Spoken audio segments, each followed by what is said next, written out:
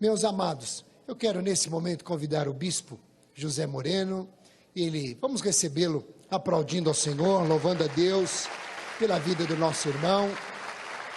Desde já eu quero agradecer ao Senhor pela vida dele, uma companhia maravilhosa, compartilhamos juntos todos esses dias, uma experiência preciosa.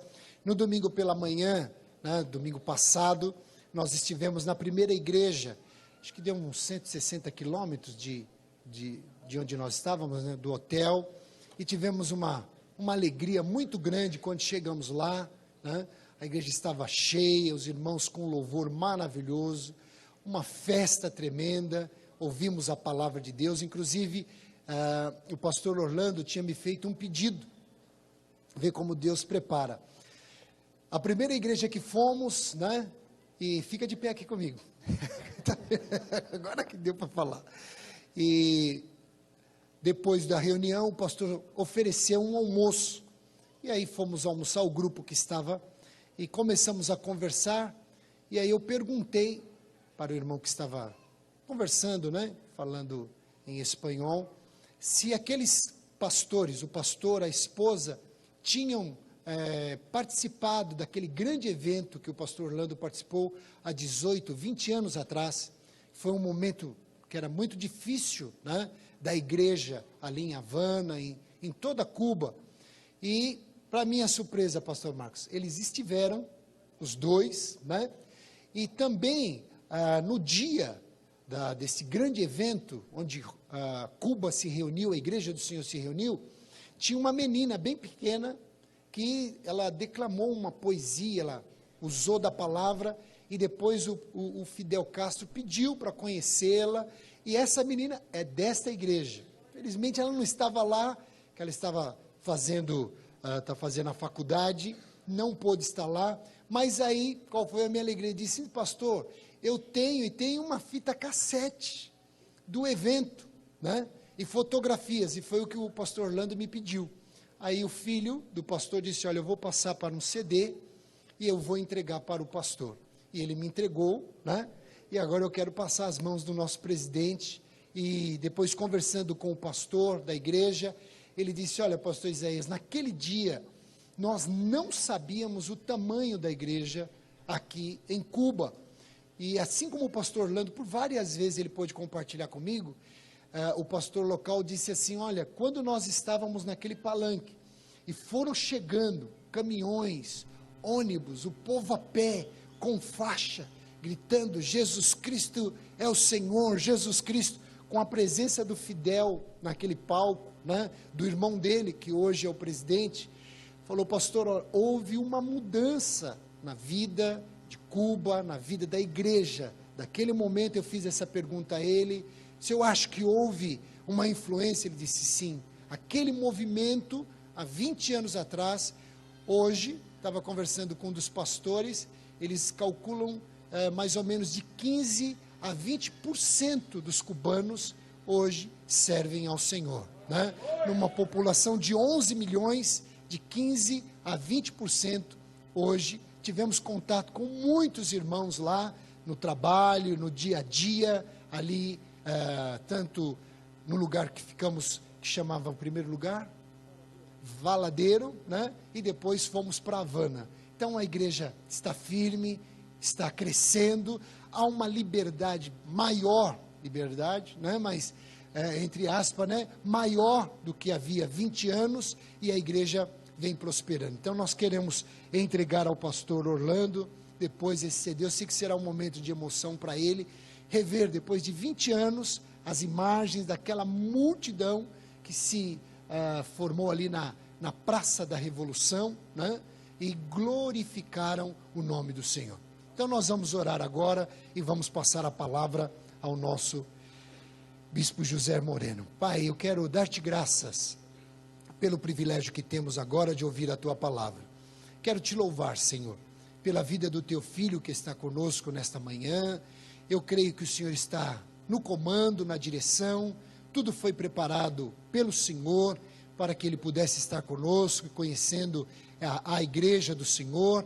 Então eu peço em nome de Jesus, Pai, fala ao nosso coração, reparte conosco a tua palavra, que saiamos daqui edificados, fortalecidos. É o que eu te peço, ó Deus, em nome do Senhor Jesus. Amém. Buenos dias, hermanos. Bom dia, Deus abençoe vocês. Às vezes a gente confunde, né? Você fica 7 dias falando outra língua, aí só não pode acontecer como um amigo meu português, que foi de Lisboa para Londres para aprender inglês, ficou 6 meses lá, voltou para Portugal mudo, porque ele não conseguiu aprender inglês e esqueceu o português. Então nós ainda estamos conseguindo nos comunicar. A Monique está aí? Cadê você, Monique? Eu estou tão nervoso quanto você. Talvez mais. Vou explicar por quê. No mês de março de 1973, há exatos 40 anos, um pouquinho mais de 40 anos, eu era um jovem aqui em São Paulo. Eu sou paulistano, nascido e criado aqui em São Paulo, nasci no Ipiranga, às margens lá do Riacho.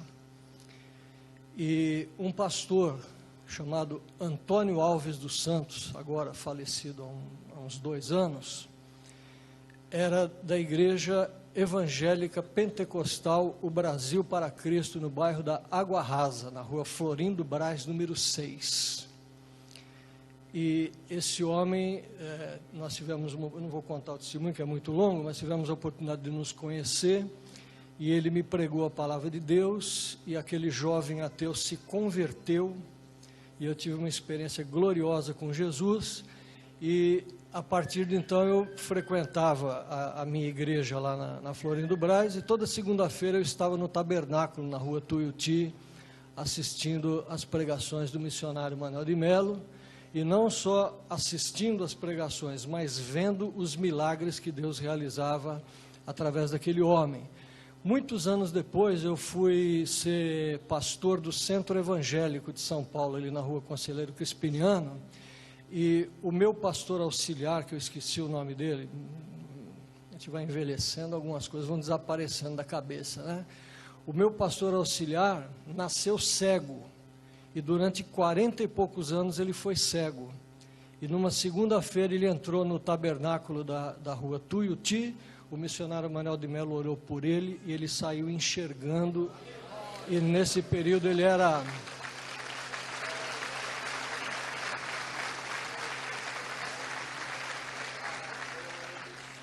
Nesse período ele era pastor, então, e foi meu pastor auxiliar lá, e eu olhava para aquele homem, ele me olhava e me enxergava, e andava, depois de ter sido cego mais de 40 anos, tendo nascido cego. Então eu quero dizer para vocês que eu sou um homem que creio no poder de Deus. E quando eu conheci o pastor Isaías, aí ele me disse que era do Brasil para Cristo, eu já senti um arrepio. Não dá para arrepiar, pastor? Dá. Quando ele falou Brasil para Cristo, eu já senti um arrepio, porque tem muitos anos que eu saí do Brasil para Cristo. Eu me tornei pastor da igreja de Nova Vida, do bispo Roberto McAllister, que eu creio que alguns aqui devem tê-lo conhecido. E tem 13 anos eu me tornei anglicano, da igreja anglicana. Hoje eu sou bispo lá no Rio de Janeiro, da igreja anglicana. Então quando ele me disse que era do Brasil para Cristo, eu já senti um arrepio, começou assim na sola do pé. E foi subindo, aí ele me fez o convite para pregar, aí o arrepio veio no fio do cabelo. Inclusive eu não era careca, que na hora que deu o poder, a unção, os cabelos caíram tudo, estou esperando nascer de novo, né? Então eu fiquei muito emocionado de ter sido convidado para pregar na minha igreja. A igreja na qual eu conheci o Senhor Jesus, na qual eu dei os primeiros passos no Evangelho, fiquei 9 anos no Brasil para Cristo, e vi coisas maravilhosas e aprendi coisas maravilhosas, de maneira que eu estou, viu, Monique, muito emocionado de ter essa oportunidade tão preciosa de estar aqui com os irmãos. Eu até fiz questão de contar essa minha experiência com o Brasil para Cristo, porque eu falei isso lá na igreja, lá em Cuba, que eu, como anglicano, tenho um problema muito sério, porque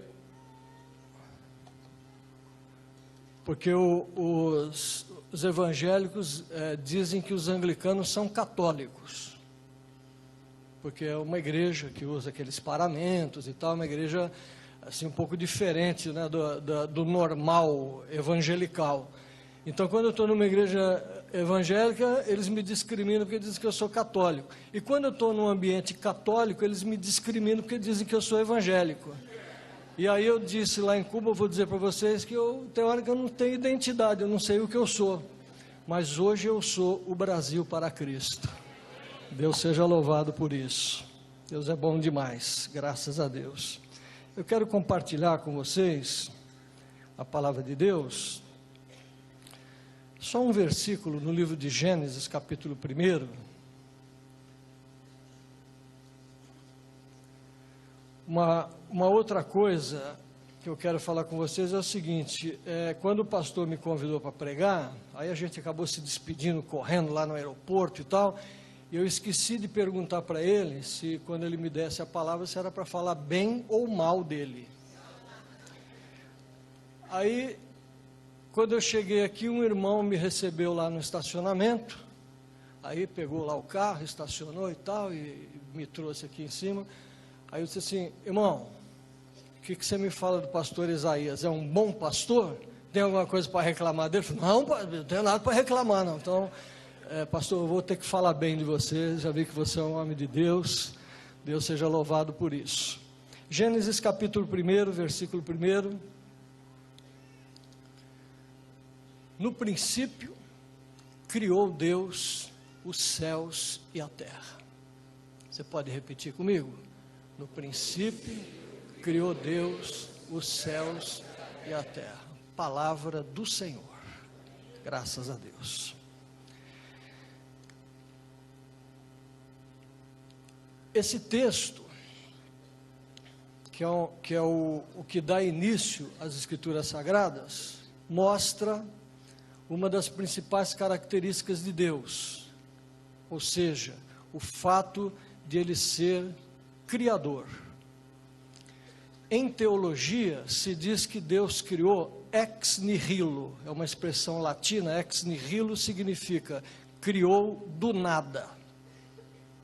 Então não havia nada como matéria-prima pré-existente para que Deus criasse qualquer coisa. Então isso mostra que Deus não precisa de ter qualquer condição pré-existente para criar qualquer coisa. E de acordo com o seu propósito, com o seu bom propósito, com o beneplácito da sua vontade, então Deus resolveu criar os céus e a terra.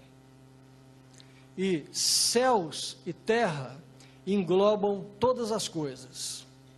Pastor, eu tenho uma reclamação para fazer, está mostrando 11 minutos lá, mas não tem nem 2 que eu estou pregando, né? Ele falou, prega aí uns 35, 40 minutos, mas aí aquele relógio está desonesto comigo. Então Deus não precisou de nada pré-existente para criar tudo o que Ele criou. E céus e terra englobam tudo.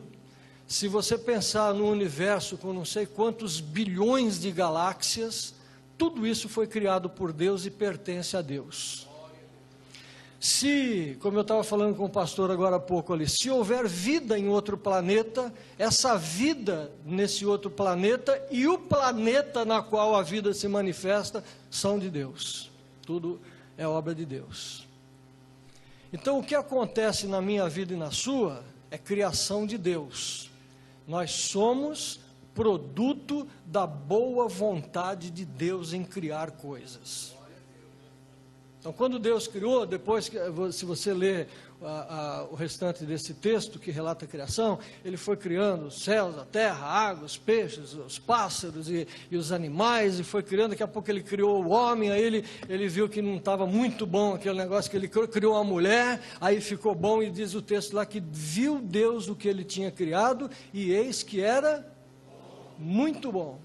Enquanto só tinha homem na terra era bom, aí quando Ele criou a mulher ficou muito bom. E quero dizer para as irmãs aqui presentes que eu concordo plenamente com Deus. Ele tem razão. mulher é uma coisa muito boa. Por isso que eu logo arrumei uma para mim, faz 31 anos que eu estou casado com ela. Muito bem. Tudo era muito bom. O homem tinha todos os recursos que ele precisava. Deus deu Eva para ele, para que ele pudesse se multiplicar, para que ele fosse feliz, para que ele realizasse os propósitos de Deus e os seus próprios propósitos que Deus havia permitido que ele tivesse, tanto que Deus reuniu todos os animais, tudo que era ser vivente na terra, e permitiu que Adão colocasse nome em cada um deles. Então ele tinha domínio sobre a criação. A palavra de Deus diz que Deus deu uma ordem para o homem se multiplicar sobre a terra, dominar sobre a terra, sujeitar a terra e desfrutar do bem da terra. E o homem tinha tudo o que ele quisesse. Mas infelizmente, todos nós sabemos, o homem pecou. Houve lá uma situação, não quero entrar nos detalhes, que não vem ao caso agora, e o homem pecou. Então, o primeiro ato da criação foi estragado pelo pecado. O homem entendeu que podia ser independente de Deus. O homem entendeu que haveria algo mais excelente do que aquilo que Deus preparara para ele. E decidiu então experimentar algo além da vontade de Deus. E toda vez que alguém procura experimentar algo além da vontade de Deus, essa pessoa está fadada a um grande fracasso. Ela vai ficar doente, ela vai ficar deprimida, ela vai ficar desorientada e o pior de tudo, ela vai ficar afastada de Deus. Porque está escrito, vocês conhecem a palavra de Deus, os vossos pecados fazem separação entre vós e o vosso Deus. E assim foi. Então aquilo que era uma criação perfeita, aquilo que foi feito por Deus com carinho, com capricho, com esmero, com um bom propósito, agora estava alterado, estava adulterado pela independência do homem, pela soberba do homem, pelo sentido de soberania que o homem quis ter. Eu li um livro chamado Confissões de Santo Agostinho, um dos maiores doutores da igreja, que viveu no século V. E nesse livro, Confissões, Santo Agostinho diz que o pecado é uma forma pervertida de se imitar a Deus. Porque é claro que o homem deve imitar a Deus. Sejam imitadores do Senhor como filhos amados, diz a palavra. Mas quando o homem imita de maneira pervertida o Senhor, então ele comete pecado. E como é que se imita Deus de maneira pervertida? Lembrando do pensamento de Santo Agostinho. É quando o homem se considera livre como Deus é livre, quando o homem se considera soberano como Deus é soberano. Nós somos livres dentro dos limites que Deus estabeleceu para nós. Quando nós queremos ultrapassar os limites, então nós incorremos em erro nessa forma pervertida de imitar a Deus. E assim o homem perdeu a comunhão com Deus, o homem perdeu a comunhão com o seu próximo,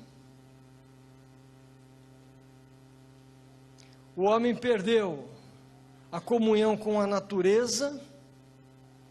Quando você passa ali no rio Tietê e vê aquele rio poluído, não é porque tem esgoto, porque o governo, porque o aquecimento global, não é por nada disso não. O rio Tietê está poluído por causa do pecado. O homem perdeu a condição natural que Deus lhe tinha dado de preservar o meio ambiente para dele desfrutar.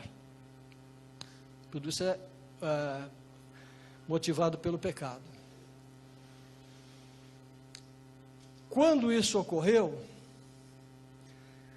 você pode dizer em bom tom agora que a obra de Deus é perfeita? Você pode dizer isso para mim? Então, o pecado, apesar de ter trazido essa confusão toda, essa degeneração toda no universo, não destruiu a perfeição de Deus. E aí, quem conhece a história sabe que Deus lá encontrou Adão e Eva vestidos com uma roupa de folha de parreira. Eles foram lá, cataram lá umas folhas, fizeram umas tangas e esconderam a sua nudez. E vocês sabem que aquela roupa que eles usaram para esconder a sua nudez não foi aprovada por Deus. Deus matou um animal e da pele do animal ele fez uma outra roupa e disse: Adão e Eva, tirem essa roupa, essa providência que vocês tomaram não serve, tem que ser do meu jeito, ponham essa roupa que eu preparei para vocês. Deus foi o primeiro estilista da história. A primeira fábrica de confecção de roupa no mundo foi a de Deus. Confecção Divina S.A. Isso mostra que quando você acha que pode fazer alguma coisa boa para agradar a Deus, toda a sua boa obra, todo o seu bom intento, todos os seus bons esforços, são como aquela roupa de folha de parreira, não serve para nada. Você tem que vestir a roupa de Deus, e a roupa de Deus se chama Jesus Cristo. Nós não temos justiça própria, a nossa justiça vem de Deus, Ele é a nossa justiça, e é dele que nós dependemos para termos a nossa comunhão com o Senhor. Então Deus fez isso e disse: a semente da mulher, o descendente da mulher, disse para a serpente, vai pisar na sua cabeça, você vai morder o calcanhar desse descendente, mas ele vai pisar na sua cabeça. E ali ele já prometeu uma salvação, uma solução para o problema do homem. E aí nasceu Abel, Caim e Abel, nasceu Abel. Abel foi morto por Caim, nasceu Sete. Depois de Sete veio Noé. Depois de Noé veio Abraão, depois de Abraão veio Isaque, depois de Isaque veio Israel, de Israel nasceram os 12 patriarcas, dentre os patriarcas estava Judá, de cuja origem nasceu Davi e outros homens importantes, e dessa tribo de Judá nasceu Maria, que deu à luz Jesus, o Filho de Deus encarnado. E aí Jesus nasceu. Quando Jesus nasceu, o problema do homem não estava resolvido. O homem ainda vivia com as folhas de parreira. Porque se você ler, por exemplo, no livro de Hebreus, Hebreus compara o sacerdócio de Arão com o sacerdócio de Melquisedeque, ou seja, o sacerdócio de Cristo. E quando o livro compara os dois sacerdócios, mostrando que o de Melquisedeque, o de Cristo, é muito mais excelente do que o de Arão, e ainda diz lá que o maior abençoa o menor, e que Abraão deu os dízimos a Melquisedeque, muito antes que houvesse o sacerdócio de Arão, da tribo de Levi, dos levitas. Você vai ver lá que todos os anos, uma vez por ano, o sumo sacerdote entrava no lugar santo dos santos, no tabernáculo, para oferecer sacrifícios pelo pecado do povo, e que antes de oferecer o sacrifício pelo pecado do povo, ele oferecia um sacrifício pelos seus próprios pecados, e isso tinha que ser repetido todos os anos, porque eles sabiam que aquele sacrifício era apenas um tipo, era apenas uma figura da verdadeira expiação que viria pelo Cordeiro de Deus que tira o pecado do mundo. Então, embora eles seguissem a sua religião, eles praticassem aquela religião de forma muito rigorosa, como os fariseus, por exemplo, que eram extremamente detalhistas na prática da sua religião, na sua consciência, ou talvez na sua inconsciência, eles sabiam que nada daquilo resolvia, que aquilo tudo era uma roupa de parreira, e eles precisavam trocar aquela roupa pela roupa de Deus, chamada Jesus Cristo. E Jesus então nasceu, mas quando Jesus nasceu, e esse sistema religioso vigorava, o problema do homem não foi resolvido. O homem não teve os seus pecados perdoados quando Jesus nasceu. Os homens continuaram pecadores. A religião, tanto a judaica quanto as religiões pagãs, que eram esforços do homem para obter de volta aquela comunhão perdida lá no Éden, continuavam sendo praticadas, e continuaram sendo praticadas ao longo de 3 décadas. Então Jesus viveu durante 30 e poucos anos. Quando ele tinha quase 30 anos, aos 29 anos, ele foi batizado por João Batista, e aí ele começou seu ministério público, e ele fez milagres, ele curou paralíticos, ele curou cegos, e ele ressuscitou mortos, ele transformou água em vinho, multiplicou pães e peixes, fez coisas impressionantes, mas o pecado do homem permanecia sobre ele, e os homens continuavam vestidos com as suas vestes de folha de parreira, que não conseguem esconder a nudez, e que não são aceitas por Deus. Não existe forma religiosa, nem mesmo no Brasil para Cristo, ou na igreja anglicana, que possa agradar a Deus, a não ser o sangue de Jesus Cristo que foi derramado no Calvário. Então não é porque você tem essa ou aquela prática, porque você faz esse ou aquele ritual, porque você se veste dessa ou daquela maneira, porque você canta esta ou aquela música, porque você tem esse ou aquele pastor, porque você tem essa ou aquela história, nada disso serve. Serve para nós. É claro que eu gosto de uma igreja bonita e simpática como esta. Eu fiquei encantado com a orquestra, com os louvores que foram cantados. Eu estou impressionado, porque eu sou do tempo do Brasil para Cristo, tempo das missões, então eu estou impressionado com a ordem, tudo organizadinho. Eu vi o reloginho dizendo, faltam 5 minutos para o culto. Eu falei para o pastor, senhor pastor, vamos ver se esse relógio vai funcionar mesmo. Quando faltavam 16 segundos para o horário, o pastor Isaías subiu aqui, e no 0 ele falou, a paz do Senhor, irmãos. Então, eu estou impressionado com isso, é ótimo. Só que eu sou da igreja anglicana, que é a igreja da Inglaterra, não sei se vocês assistiram o casamento do príncipe lá, tinha o passeio de carruagem, então tinha lá, aos 3 minutos e 19 segundos vai passar na porta não sei de qual prédio, e foi tudo cronometrado, é tudo muito bonito, mas essa ordem, essa forma organizada, os rituais religiosos, eu quero dizer para você, as profecias que você tem, as piruetas que você dá quando você ora em línguas, os calos que você tem no joelho, porque você passa 3 horas por dia orando sem repetir palavra, toda essa coisa que em si é bom, né? Que não estou dizendo que está errado, que não serve, mas tudo isso não impressiona a Deus. Deus fica impressionado quando Ele vê o sangue do seu filho sendo aspergido sobre uma pessoa pecadora. A Bíblia diz que quando um pecador se arrepende, há uma festa no céu. Não é quando ele executa uma liturgia bem elaborada, não é quando ele canta dando piruetas em cima da plataforma, mas é quando um pecador se arrepende, aí existe festa no céu. E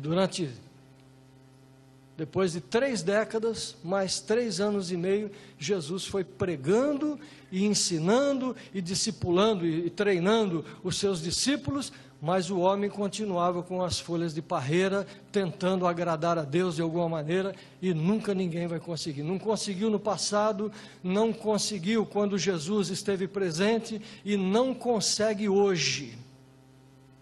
O único meio que você, meu irmão, minha irmã, tem de agradar a Deus, é através de Jesus Cristo, nosso Senhor. Qualquer outra coisa que você apresentar para Deus como justiça diante de Deus, está escrito no Velho Testamento que é considerado por Deus como trapo de imundície. E o tradutor foi muito cuidadoso para traduzir trapo de imundície. No original hebraico é panos de menstruação. A tradução literal é essa. Panos de menstruação. É assim que Deus enxerga a sua justiça. Quando você diz que ganhou 300 almas para Jesus, é ótimo ganhar almas para Jesus. Eu tive a oportunidade penso que fiz alguma coisa lá em Cuba para ganhar algumas almas para Jesus. Mas se você apresentar diante de Deus as almas que você ganhou para Jesus, Jesus será glorificado e você condenado. Porque a única coisa que Deus aceita é o sangue do seu filho. Foi para isso que ele veio. E aí, no final desse período aproximado de 3 anos e meio, Jesus foi crucificado. Foi agora que ele... Não, rapaz, eu estou confundindo, está dizendo lá que são 11 horas, 18 minutos e 25 segundos, porque eu falei, mas não sai do 11? Eu falei, então o tempo não passa quando eu prego, mas agora que eu entendi, agora eu já nem sei mais quanto tempo que eu estou pregando aqui. Uma vez eu fui pregar numa igreja batista em Fernandópolis, e aí, como eu tinha esquecido de perguntar para o pastor quanto tempo eu tinha, eu perguntei assim no púlpito, pastor, quanto tempo que eu tenho para pregar? Ele pegou o microfone e falou, irmãos, o pastor está perguntando aqui quanto tempo ele tem para pregar, e falou para mim, olha pastor, o senhor prega à vontade, 1 hora, 2 horas, dentro de 40 minutos nós vamos todos embora. Então eu sempre tenho uma preocupação, quando eu começo a ver movimento de pessoas saindo assim, eu já fico preocupado, eu começo a perceber que é hora de eu parar. Então fiquem tranquilos, assim que os primeiros se levantarem lá no fundo, eu já encerro. E depois então desse período de perto de 3 anos e meio, Jesus foi crucificado. Enquanto ele estava agonizando ali na cruz, o seu sangue caindo, pingando, e os ladrões discutindo sobre ele, os soldados zombando dele, as mulheres chorando, toda aquela comoção, uns rindo, outros zombando, outros desafiando a sair da cruz, enquanto tudo aquilo estava acontecendo, e ele vivo, respirando, as vestes do homem ainda eram de folha de parreira, e nada que o homem fizesse podia justificá-lo diante de Deus. Mas chegou um momento, às 3 horas da tarde, em que Jesus bradou em grande e alta voz, Pai, está consumado, nas tuas mãos entrego o meu espírito.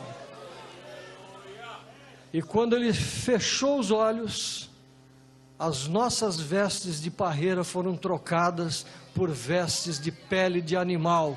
Por isso, João Batista tinha dito, eis o Cordeiro de Deus que tira o pecado do mundo.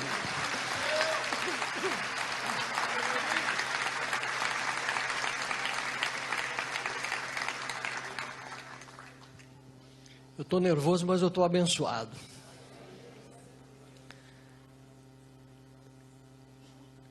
Só que enquanto ele vivia e conversava com seus discípulos, ele disse assim, eu vou para o Pai, mas eu voltarei para vocês. Quando eu estiver lá, eu vou enviar em meu nome o Espírito Santo, que guiará vocês em toda a verdade. Eu não deixarei vocês órfãos. Então a ida de Jesus, quando ele ascendeu aos céus e foi ocultado pelas nuvens, não significou que nós ficamos sem recursos, porque o recurso de Deus já havia sido dado definitivamente na morte, na crucificação de Jesus Cristo. E 40 dias depois, cerca de 120 pessoas estavam reunidas num lugar chamado cenáculo. Cenáculo, para quem não sabe, nas casas antigas era um salão que tinha na parte alta das casas, que servia para como se fosse um refeitório. Eles faziam as refeições, principalmente as refeições noturnas, a ceia, daí o nome cenáculo, nesse andar de cima. E estavam, então, num refeitório, como se diz lá em Cuba, num comedor, estavam 120 pessoas reunidas, orando, naquela expectativa, porque depois que Jesus morreu e foi sepultado, 3 dias depois, as mulheres incrédulas foram até a sepultura, levando o resto das especiarias que elas não tinham conseguido pôr no corpo de Jesus, porque o tempo estava muito apressado, tiveram que fazer tudo às pressas para sepultá-lo rapidamente. Então esperaram passar aquela festa da Páscoa, do sábado, e no domingo pela manhã elas foram até a sepultura levando aqueles baldes, aquelas vasilhas com aquelas especiarias todas para ungir o corpo do Senhor. E quando elas chegaram lá, o que aconteceu? Um anjo falou assim: por que vocês procuram aquele que vive no meio dos mortos? Você pode dar glória a Deus? Posso ouvir um glória a Deus? Então ele morreu, mas ele ressuscitou. Aleluia, Jesus ressuscitou. E a ressurreição de Cristo é a base da nossa alegria, da nossa esperança. Então, como ele tinha prometido voltar, e os discípulos o tinham visto ressuscitado, e tinham tido experiências com ele redivivo, depois de tê-lo visto morto, agora o viam redivivo, ele voltou à vida, porque a morte não tem poder sobre Deus, porque ele é o Criador da vida e da morte. Aí, no dia de Pentecostes, eles estavam reunidos, 40 dias depois da Páscoa, eles estavam reunidos naquele cenáculo, e de repente, eles começaram a ouvir um barulho, como de um vento impetuoso, e eles devem ter se olhado, o que será que está acontecendo? Lá em Cuba, por exemplo, quando nós chegamos no hotel, não sei se você viu, pastor, nós chegamos lá no hotel, tinha um papelzinho assim, um formulário lá com explicações, e tinha lá, o que fazer em caso de furacão? Falei, estou bem, né? Quando eu estive em Lima, estava assim, o que fazer em caso de terremoto? Aí escapei do terremoto, caí no furacão. E 2 meses atrás andei na neve em Moscou, dessa altura assim, ó. Parecia que eu estava dentro de um freezer. E eles começaram a ouvir aquele barulho daquele vento. Só que a Bíblia não diz que teve vento, diz que eles ouviram o barulho de um vento. Era mais ou menos como aquela sarça que ardia, mas não se consumia. Moisés olhava, a sarça ardia, mas não se consumia.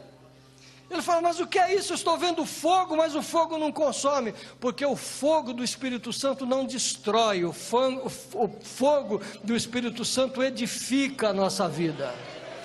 E no meio daquele barulho, eles viram umas línguas de fogo que desciam e pousou uma sobre a cabeça de cada um deles. E a Bíblia diz que eles foram cheios do Espírito Santo e falavam em outras línguas conforme o Espírito lhes permitia que falassem. E aí aquele bando de homens covardes, medrosos, encrenqueiros, mentirosos, arruaceiros, de espírito assassino, aquele bando de homens que não servia para quase nada, saiu por Jerusalém, por Samaria, por toda a Judéia e chegaram até os confins da terra, aqui na Vila Jacuí, no Brasil, no ano 2013, pregando o poder de Deus. Então aquilo que foi criado e foi deteriorado pelo pecado, foi restaurado agora pela unção do Espírito Santo na igreja. De tal maneira que você pode, olha para o seu irmão do lado aí, dá uma olhada para ele. Ele tem cara de pecador? Não. Mas eu quero dizer para vocês que é só a cara. Fala assim, irmão, só a cara de pecador que você tem. Só a cara. Porque essa cara vai ser mudada na ressurreição, aí nós vamos receber um corpo de glória. Por enquanto a gente carrega a cara do pecado, mas o Espírito já foi renovado dentro de nós. Inclusive eu ia ensinar um corinho, mas agora com essa palavra eu perdi o jeito, que é assim, ó. Jesus me salvou, perdoou meus pecados, não fez como Judas, que era um cabra safado. Vira para o seu irmão agora e canta o coro. Vira para o seu irmão, cabra safado, cabra. Canta para o seu irmão, cabra. Mas agora diante disso eu já não posso mais cantar, porque você, irmão, você só tem cara de pecado. A natureza do pecado não está mais em você. Você pode dar glória a Deus? O pecado foi erradicado da sua vida. Não há mais pecado em você. Em você existe o Espírito Santo do Senhor, transmitindo santidade para a sua vida. Glória a Deus. Uma vez eu fui convidado para dar aula num seminário lá em Belo Horizonte, quando eu morava em BH.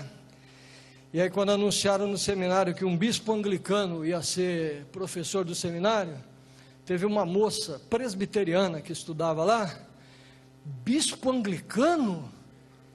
Tem alguma coisa boa na igreja anglicana? Eu vim para um seminário evangélico para ter aulas com bispo anglicano? E ela foi na secretaria para cancelar a matrícula dela. Mas como Deus é Deus, o pastor lá tentou conversar com ela e tal, e falou, não, assiste umas 2 ou 3 aulas dele, aí depois você resolve. Aí ela ficou, e depois de 6 meses de aula, aí eu não sabia, né, estou dando aula, não sabia de nada, ela veio e me contou essa história, e ela disse, bispo, quando me falaram, eu tive essa atitude, mas agora eu tenho visto que o senhor é um homem de Deus. Quando Filipe disse para Natanael, vamos lá, conhece um profeta que veio de Belém, de Nazaré, né? Ele perguntou, mas pode vir alguma coisa boa de Nazaré? O que Filipe disse para Natanael? Vem e vê. Então talvez quando eu subir aqui, algum irmão meio cascudo, que sempre tem uns irmãos cascudos, né? Deve ter pensado, nossa, um bispo anglicano vai pregar? Não, eu não sei se eu vou pregar, mas que o Espírito Santo está falando com você hoje, tá. Mas não acabou não, fala para o seu irmão do lado, não acabou não. Fala assim, isso foi só introdução, porque o ponteiro não sai do 11 lá, eu estou numa boa, enquanto estiver no 11 eu estou em casa. E até agora eu não vi ninguém levantar para sair, então estou em casa. O Espírito Santo foi derramado sobre a igreja. E a Bíblia diz que o Espírito Santo não foi derramado só no dia de Pentecostes, em Atos capítulo 2. Em Atos capítulo 8, o Espírito Santo foi derramado.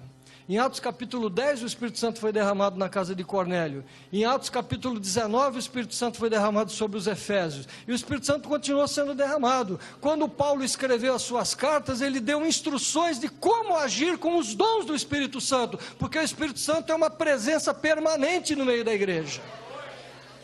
Hoje, nesta manhã, se você ainda não foi cheio do Espírito Santo, é hora de você se encher. A oportunidade é agora.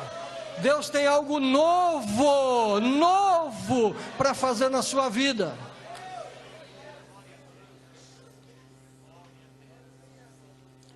Porque quando o Espírito Santo foi derramado, e depois foi derramado de novo, e depois foi derramado de novo, e depois foi derramado de novo, e foi derramado de novo, e foi derramado de novo, e vem sendo derramado ao longo dos séculos, eu, que conheço um pouquinho das Escrituras, posso me lembrar das palavras que Jesus disse antes de subir: eu estarei convosco até os confins dos tempos.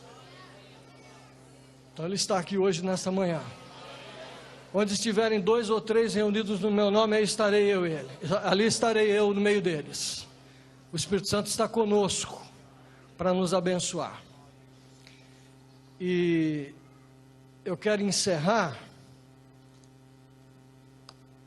permitindo que haja no nosso meio uma demonstração do poder do Espírito Santo. Em muitas ocasiões na minha vida, Deus me usou para orar por pessoas e as pessoas serem curadas de vários tipos de enfermidade. Uma vez eu fiz uma oração no rádio e uma semana depois eu recebi uma carta, que naquele tempo não tinha e-mail, eu sou da velha guarda, vocês sabem, né? Esse corpinho assim, tá enxuto, mas aqui por trás são 61 anos de bons serviços prestados à humanidade. Deus seja louvado. E uma semana depois eu recebi uma carta escrita por uma pessoa, uma letra bem trêmula, dizendo assim: eu fiquei cega, não sei que idade lá, com X idade, e durante 30 anos eu estive cega, e quando você orou por mim naquele programa de rádio, que eu encostei a mão no rádio, eu passei a enxergar, e estou escrevendo agora e lendo tudo que eu estou escrevendo. Uma vez aqui em São Paulo, não sei se vocês conhecem o Parque Rodrigues Alves, fica lá perto do Tucuruvi. Então eu estava, não foi no Parque Rodrigues Alves, na Parada Inglesa, perto do Tucuruvi. Eu estava fazendo um culto numa casa, e aí eu falei do poder de Deus, porque eu sou um pregador do poder de Deus. Blá, blá, blá não serve para nada. Blá, blá, blá, qualquer escola dominical que você for, tem blá, blá, blá. Você precisa do poder do Espírito Santo. Errais por não conhecerdes o poder do Espírito Santo. A palavra, as escrituras e o poder. Você tem que conhecer as escrituras e o poder. Então, se você conhece só a escritura, você fica com blá, blá, blá. Mas quando o poder se manifesta, aí é uma coisa maravilhosa. E depois que eu preguei sobre o poder do Espírito Santo, eu falei, agora eu queria demonstrar esse poder aqui, e vou orar pelas pessoas que estão enfermas. Era uma casa com, 20 pessoas lá dentro, e tinha uma senhora com uma menina no colo. Essa menina tinha 5 anos. E ela ficou o tempo todo com essa menina no colo. Aí quando eu comecei a orar com imposição de mãos, ela chegou e disse assim: pastor, olha, essa aqui é a minha filha, ela tem 5 anos de idade, ela nunca andou. Aí a carne falou: o que eu arrumei para minha cabeça? Mas eu já estava, quem está na chuva, pus a mão e disse: Senhor, o Senhor que é o Criador de todas as coisas, cria condições dessa menina andar. Tirei a mão e me voltei para outra pessoa que estava na fila, e com o rabo do olho assim, fiquei olhando. A mulher, cheia de fé, pôs a criança no chão e ela saiu correndo pela casa. Deus seja louvado.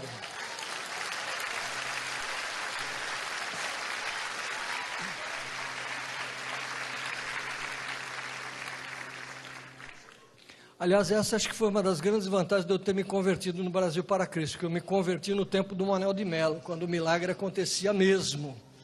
Depois eu vi algumas Brasil para Cristo assim meio caidinho e tal, mas não é o caso dessa, com certeza. Só o que eu estou olhando aqui, só pode ser uma obra de Deus aqui. E o pastor tem um jeito assim simples, humilde. De todos os pastores, ele era mais assim, mais apagadinho, fala pouco e tal, né? Ninguém dá nada por ele. Aí quando ele falou, não, porque é uma igreja, é um local alugado. Aí eu pensei, vou chegar lá uma salinha assim, com meia dúzia de pessoas. Gente, é Deus que está fazendo a obra aqui, no meio de vocês.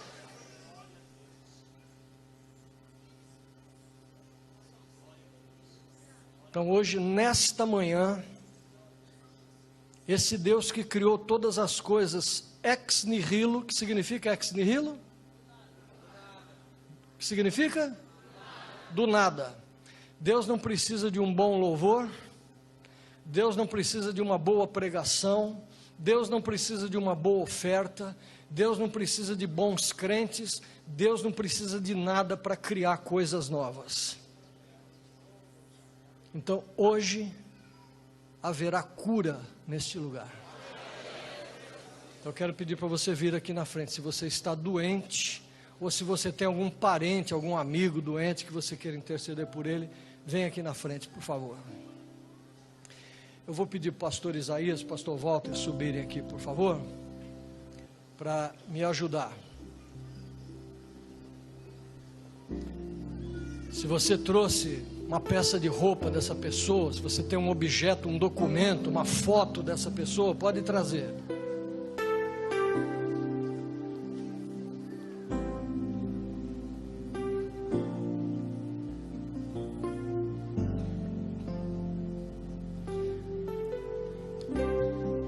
Eu não sei, o tema deve ser esse. O Espírito de Deus está aqui, operando em nossos corações,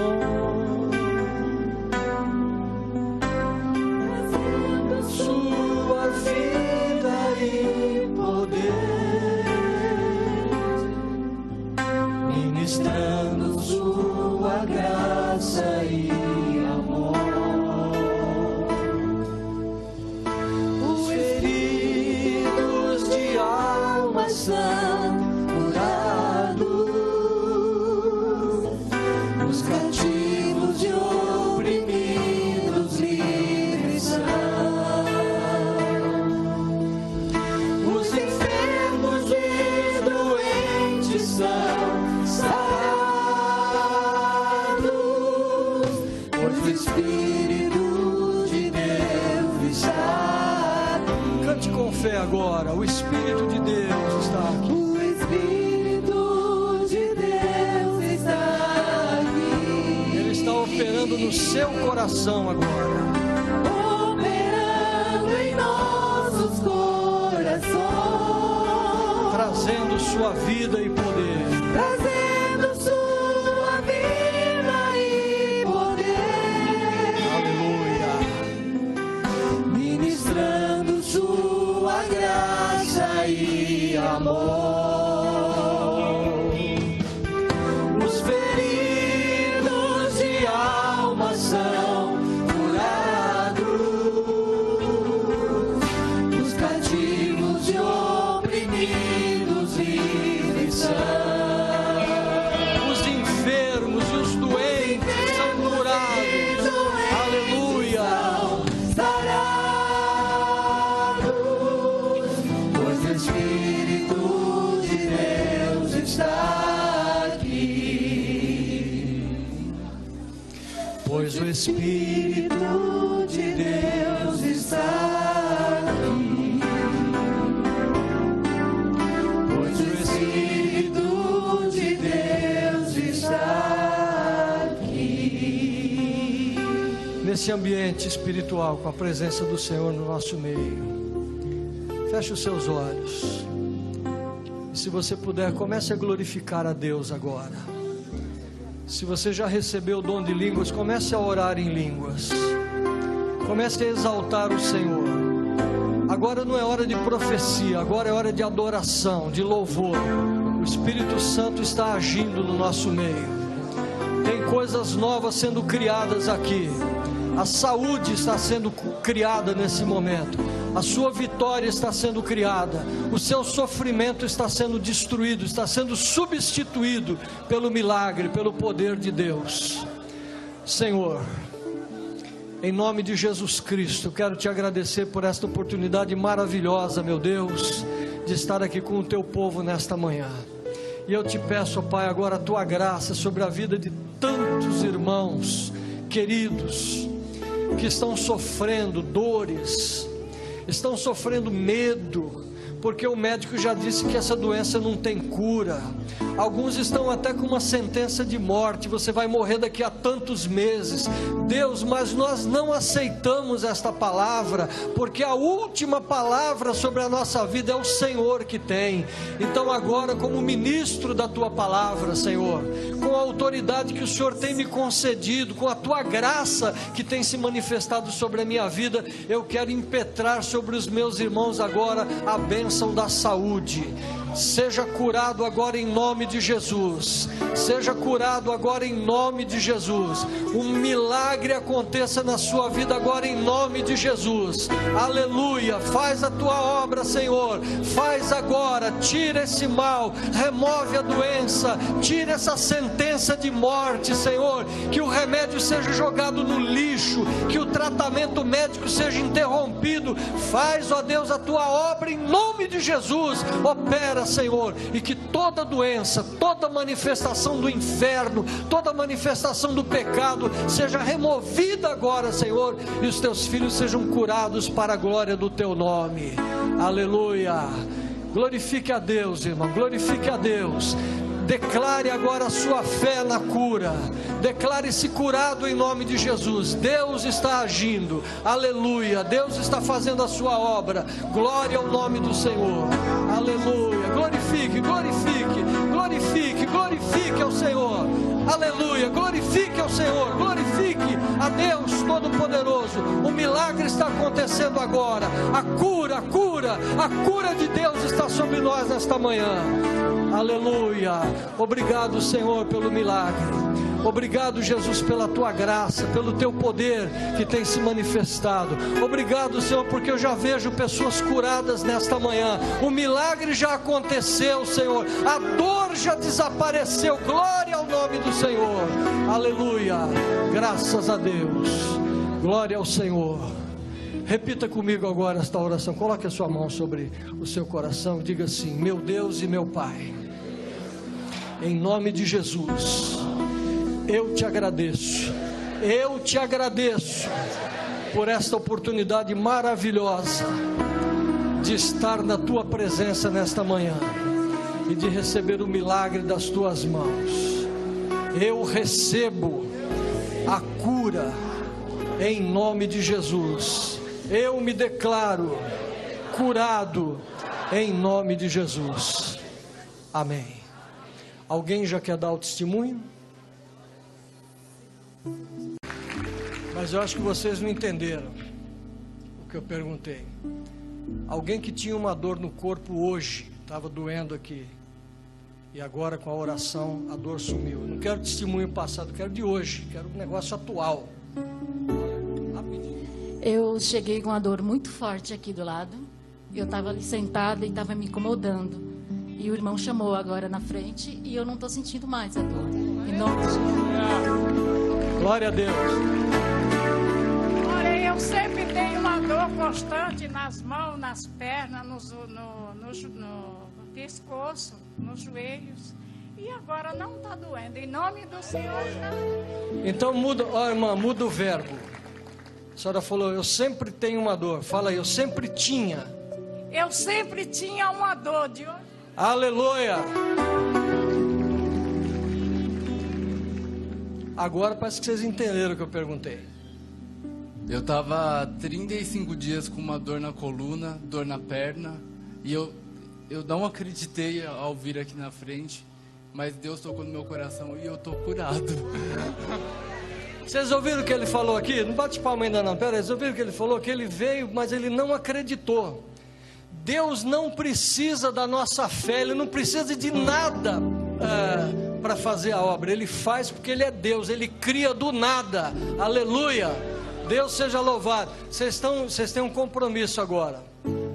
Quando você constatar o milagre que aconteceu hoje, você vai escrever esse testemunho, um e-mail ou qualquer coisa, vai mandar para o pastor Isaías, que eu quero que ele mande para mim, porque eu quero contar lá no Rio de Janeiro o que Deus fez no Brasil para Cristo aqui. E só para encerrar, antes de passar para o pastor, na quarta-feira eu estive num centro, tipo uma galeria, sei lá, um troço lá que vende bugiganga lá de Cuba e tal, e eu fui dar uma olhada lá. E aí, eu e o pastor, o marido daquela Avenida Lourdes, como é o nome dele? Paulino, pastor Paulino e a pastora Lourdes, nós fomos lá. E aí eles estavam lá numa loja, eu entrei, um casal que trabalha naquela loja, eu ia dizer dono, mas lá ninguém é dono de nada. E aí a gente conversou, eu sou muito brincalhão e tal, brinquei com eles são um povo muito brincalhão também, a gente conversou, brincou, falou umas piadas e tal, e aí na hora de ir embora, Aí o pastor tinha saído com a esposa, e eu chamei o casal, abracei o casal assim, falei, olha, antes de ir embora, esquecendo agora essa brincadeira toda que a gente fez, eu quero dizer para vocês que eu sou um bispo anglicano, e que Deus tem uma bênção para vocês, e eu quero abençoar o trabalho de vocês aqui, o negócio de vocês, a família de vocês. Se vocês quiserem, inclusive eu vou na casa de vocês fazer uma oração lá, para abençoar vocês. Aí quando eu olhei os dois chorando, e aí eu abençoei os dois e fui embora, marquei de ir na casa deles no dia seguinte. Isso foi na terça-feira. Na quarta-feira eu fui na casa deles, abri a Bíblia, preguei o Evangelho para eles. Eu tenho a vantagem de saber falar espanhol, então não tem perigo deles não me entenderem. Aí eu preguei o Evangelho para eles, li a Bíblia, preguei para eles, fiz uma oração, abençoei a família. E aí na hora de ir embora, a moça falou assim para mim, bispo, quero te dizer uma coisa. Isso eram 4 horas da tarde quando eu tinha estado lá na loja deles. Ela falou assim para mim, até aquela hora, 4 horas da tarde, nós não tínhamos vendido uma única peça. Vocês foram as primeiras pessoas que compraram na quarta-feira. Só que depois que o Senhor nos abençoou e foi embora, a nossa loja encheu e nós vendemos para 3 dias. Vocês entenderam? Então você hoje, portador do milagre, você não tem que ser só portador, receptor do milagre, você tem que ser um abençoador, você tem que ser um santo milagroso. Onde você chegar, o milagre tem que acontecer, Deus tem que fazer a obra. Deus abençoe a todos, rica e abundantemente.